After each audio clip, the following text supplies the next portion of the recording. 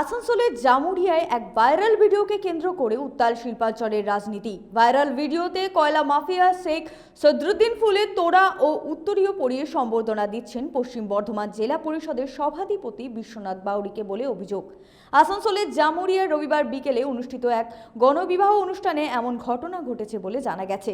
শেখ সদরুদ্দিনের হাত থেকে জেলা পরিষদের সভাধিপতি এবং তৃণমূল নেতা বিশ্বনাথ বাউরির সম্বর্ধনা গ্রহণকে কেন্দ্র করে শুরু হয়েছে রাজনৈতিক চর্চা। এ বিষয়ে কংগ্রেসের রাজ্য নেতা প্রসেনজিৎ পুইতুন্ডি জানান, এখানেই প্রমাণিত যারা চুরি করে তারাই তৃণমূল করে। যে ভিডিওটা ভাইরাল হয়েছে, আপনি কি প্রতিক্রিয়া সেটা আমার বলুন। দেখুন, এটা তো আর নতুন জিনিস নয় যে তৃণমূল কংগ্রেসের সাথে কয়লা, বালি, লোহা, গরু যত রকম চোর হয়, সব চোরেরই যোগাযোগ সম্পূর্ণ একে অপরের পরিপূরক।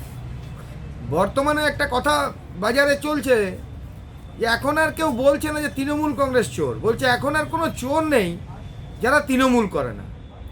এই যে শেখ সদরুদ্দিনের কথা বলছেন যে পশ্চিম বর্ধমানের জেলা সভাধিপতিকে উত্তরীয় পড়াচ্ছে, মালা পড়াচ্ছে, এই যে এত এত কম্বল বিলি হচ্ছে, এ তো কয়লা চুরি, বালি চুরির টাকায় তাদের কাছ থেকে নেওয়া হচ্ছে আর তৃণমূল নেতারা মঞ্চে উঠে বিলি করছে।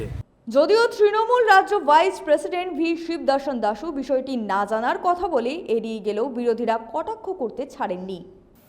আমি জানি না, বিশ্বনাথ বাউরিকে জিজ্ঞেস করতে হবে, আমি ভেতরে জানি না কিছু, আমি দেখি নেই না, আমি জানি। আর যা দেখবে তবে আমি বলবো, আমার নলেজে আসি নেই, যে নলেজে আসবে তো আপনাকে আমি জবাব দেবো। আসানসোল থেকে সঞ্জয় যাদবের রিপোর্ট, 99 নিউজ বাংলা।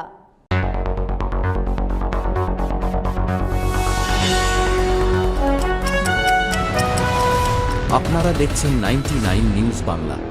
বদলাবো আমরা।